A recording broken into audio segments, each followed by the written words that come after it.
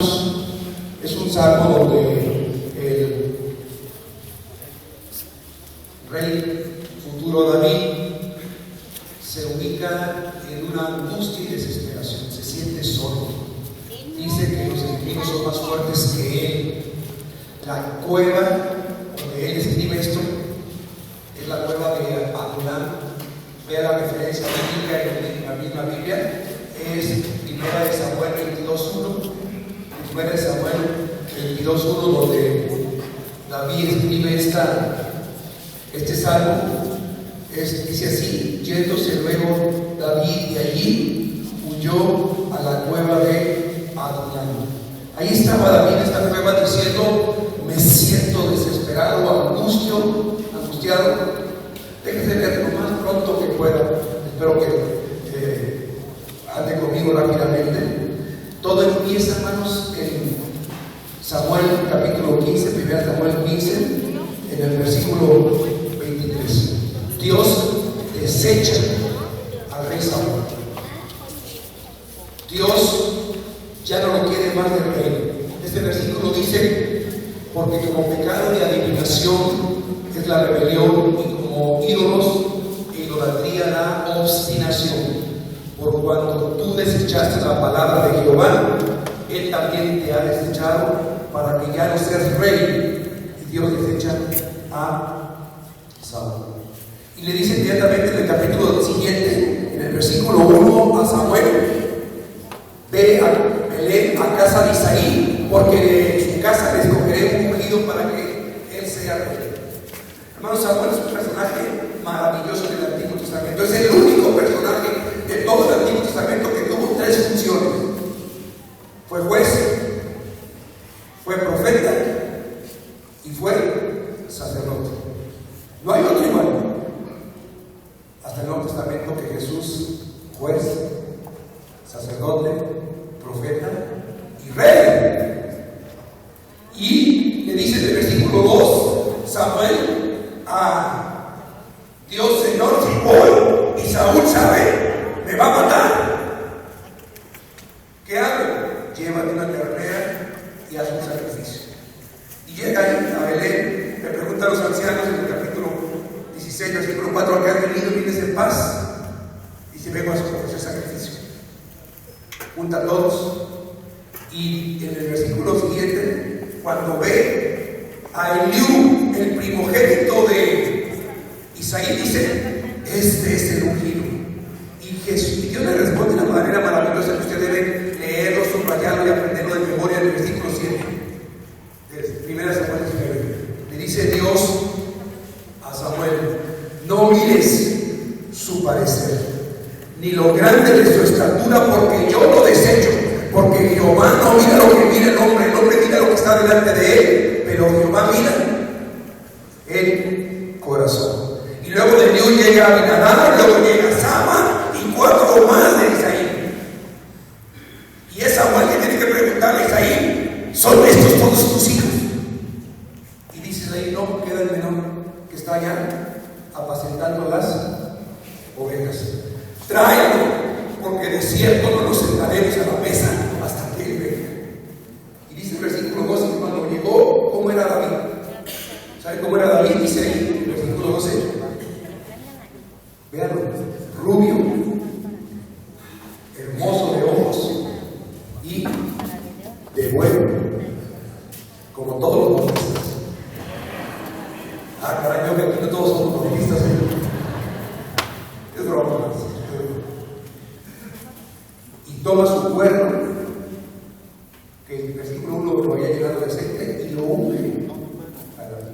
Bueno, rápidamente, lo más rápido que pueda, los sucesos que vienen. Después de esto, David es llevado con Saúl a tocar el arpa, porque Saúl era atormentado por un espíritu maligno. Los quiero llevar cómo es que David llega a la cueva de Adulán, cómo es que llega hasta ese momento tan angustiante. Después de que toca con Saúl, rápidamente, el capítulo 17 es maravilloso, lo hemos predicado mucho de eso, más de 5 o 6 sermones. David mata a Goliat. Algún día tenemos que predicar por qué lo mata, cómo lo mata y qué es lo que intenta hacerlo. Después de esto, cuando él huye, Saúl tiene celos de David, Saúl procura matar a David, David huye de David. No, Saúl quiere matar a David y David huye de Saúl. Huye cerca de 8 años. Lo primero que hace cuando huye de David, vean ahí el capítulo 20, un versículo anterior, el 21, llega a una ciudad que se llama Nob. Ahí había un sumo sacerdote, Ahimelech, y le dice: dame pan, dame 5 panes, porque viene solo. El rey me encomendó algo preciosamente: te lo daré si tú y los que vienen contigo se han abstenido del rey. No hay problema, no tengo más que pan sagrado. Y le dan el pan de la propiciación que habían quitado ese mismo día para poner pan nuevo. Y le dice: no tienes un arma, dame un arma. No tengo, excepto la espada de Goliat, a quien tú mataste. Y viene una expresión bíblica maravillosa: dame esa espada, ninguna como esa. Le cuesta muy caro a mi haberle ayudado sin conocimiento de causa. Ahí estaba Dob, un edomita, el principal de los pastores de Saúl, y entonces él huye en el capítulo 21 y llega acá con un rey filisteo que se llama Aquís. Y viene, hermanos, uno de los episodios más interesantes en la vida tan azarosa del rey David. Dice el versículo del capítulo 21, el versículo 12, 13 y 14, que se fingió loco. Llegó acá, eran enemigos, y dice: entonces este es David, el rey de la tierra, aquel que cantaba: Saúl mató a 1000 y David a 10,000. Y se fingió loco. Yo creo que era ganar un Oscar. Se le caía la baba, caminaba encorvado, pintaba las paredes, le tiraba piedra a los aviones, se iba a la luna, al sol de noche para no quemarse y se hacía loco. Y lo llevan con el rey y dice: otro loco, quítenlo. Y sale de Gad y se va a la cueva de Adulán. ¿Y sabe qué pasa ahí, hermanos? Él compone el Salmo 142. Dice el versículo 6: estoy muy afligido, pero yo sé que Dios es propicio, es mi porción en la tierra de los vivientes, y yo sé que los justos me rodearán. Ve el capítulo 1 del versículo 22. ¿Quiénes se le juntaron a David? Ahí en la cueva de Adulán. Cuando sus hermanos supieron que estaba ahí, vino toda su casa y todos los hermanos se pusieron. El 2, también se juntaron con él todos los afligidos, los endeudados y los que estaban en amargura de espíritu, y fue hecho jefe de ellos, y estuvo consigo como 400 hombres. Imagínense, él declara: yo sé que este Dios poderoso, que es mi porción en los vivientes, un día los justos me rodearán. Y se encuentra con la familia, los endeudados, los amargados y los afligidos. Si Dios me dice que un día voy a pastorear a esa gente, yo me pego un tiro en el pie. Digo: vamos a ver usted lo difícil que es pastorear a la familia. Dice que no hay profeta en su tierra. Uno de los errores más graves que he cometido en mi vida, de los más graves, entre 14 y 15 años, un día uno de mis hermanos en una fiesta hubo un pleito de golpes muy desventajosa para él, y llegó en la madrugada y me dijo: Ramón, consígueme una pistola. Sí, vete, yo tengo un amigo que tiene una pistola. Y en la madrugada fuimos a tocarle, y aquel entonces yo vi la pistola de este tamaño, así, hermano, era así, pero yo la vi, y fuimos por la pistola. Cuando yo le digo a mi hermano, le digo: mira, entiende, Dios quiere, y me diga: yo te conozco, acuérdate, tú me conseguiste la pistola. Ricardo, yo no era cristiano. Ricardo, mi hermano, y Ricardo, el que me puso la pistola de los Ricardo. Entiende, no me digas. Cuando yo fui pastor aquí, hermanos, mi mamá venía y algunos de mis hermanos, y un día mi mamá le dijo a mi hermano Rosendo: ¿por qué no fuiste el domingo al templo? No, mamá, Ramón nomás me ve entrar y desde el púlpito sale contra mí. Dice: Chelo, si me tiene que preparar el mensaje, si mal predica, es peor para improvisar. No es así. Y dice David que sus hermanos y toda su casa se le juntó.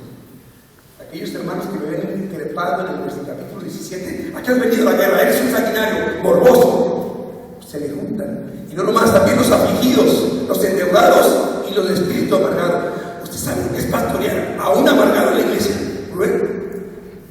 Esos hermanos que salen del culto tan maravilloso, qué bonito culto. He estado en 10 mejores.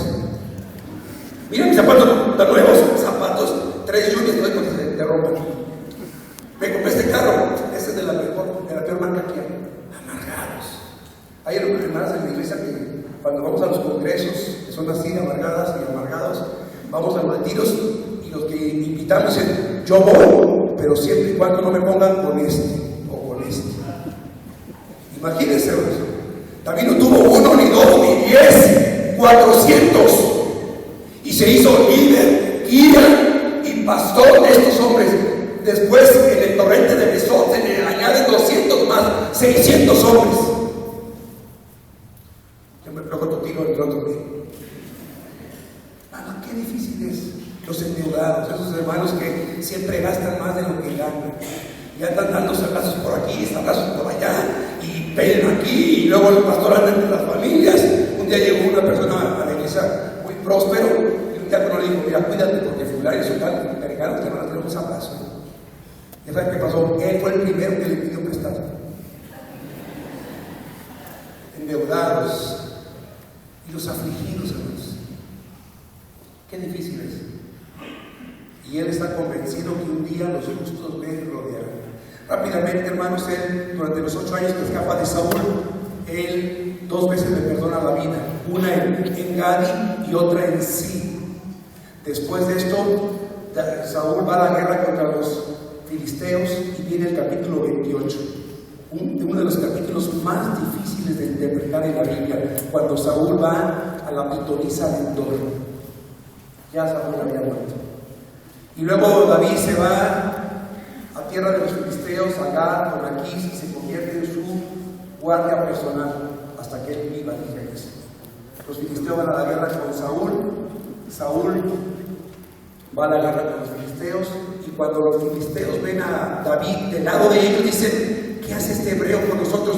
Regresa a su casa. David le había pedido a Aquís, desígname una aldea donde yo pueda vivir con mis hombres. Y le designa la aldea de Ziklag. Y llegamos al capítulo 30. Vayan conmigo al capítulo 30, hermanos. Vamos a leer los primeros 6 versículos. Y discúlpenme, hermanos, aquí empieza el mensaje. 6 versículos. Cuando David y sus hombres vinieron a Ziklag al tercer día, los de Amalek habían invadido el Negev y a Ziklag. Y habían asolado a Ziklag y le habían prendido fuego. Y se habían llevado cautivas a las mujeres y a todos los que estaban allí, desde el menor hasta el mayor. Pero a nadie le habían dado muerte, sino se los habían llevado al seguir su camino.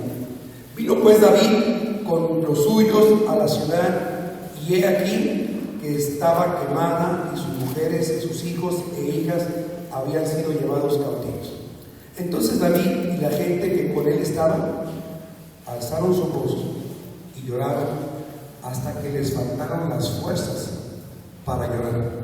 Las 2 mujeres de David, Ainoam, Jeruelita, y Abigail, la que fue mujer de Nabal del Carmel, también eran cautivas. Y David se angustió mucho porque el pueblo hablaba de apedrearlo, pues todo el pueblo estaba en amargura de alma, cada uno por sus hijos y sus hijas. Mas David, ¿qué hizo? Se fortaleció en Jehová, su Dios. Yo creo, hermanos, es lo que yo creo, que fue el peor día de toda la vida de David.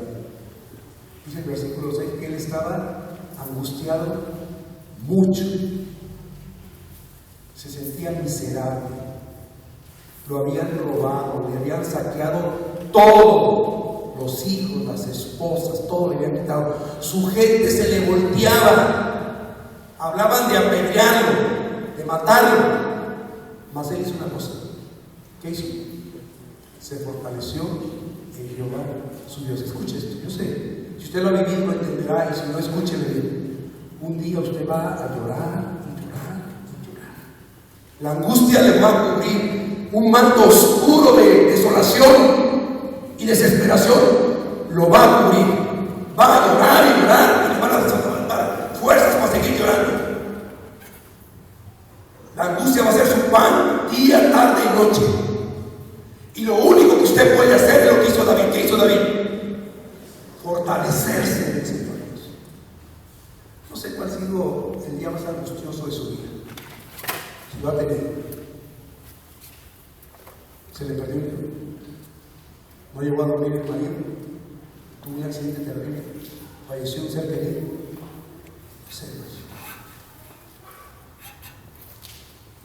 Traigo 5 pensamientos que David no dice lo que hizo, cómo lo hizo, nomás dice que lo hizo, que yo creo que usted y yo tenemos que hacer. La Biblia nos enseña para fortalecernos en Dios.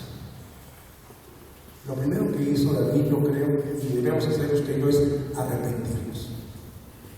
Si usted no es creyente, si usted nunca ha aceptado a Cristo, usted nunca puede fortalecerse en el Señor, a menos que se arrepiente del pecado y acepte a Cristo. Y si ya es creyente, también tiene que arrepentirse de qué? De no ser lo que Dios quiere que usted sea, de no estar donde Dios quiere que usted esté, de no servir como Dios quiere que usted sirva. Somos un remedio de caricatura de cristianos verdaderos. Por cualquier cosa nos sentimos ya desolados, solos, angustiados. El arrepentimiento es fundamental, hermanos, para fortalecernos en el Señor. Los que no son creyentes para ser creyentes, y los que somos creyentes porque no estamos donde Dios quiere que estamos. Dice la Biblia que cuando usted y yo hacemos lo que tenemos que hacer, debemos llamarnos como siervos de ese. ¿Me están oyendo?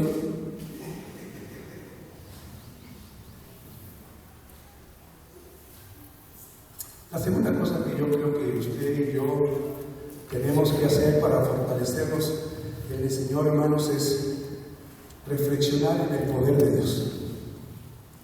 Dice el versículo 6, después de que David se fortaleció, el 7, que lo primero que hizo David es pensar en lo que solamente Dios puede hacer y Él no puede hacer. Cuando los amalecitas se fueron al desierto del Negev, hermanos, el desierto del Negev era tan inmenso, tan grande, que encontrarlos era prácticamente imposible.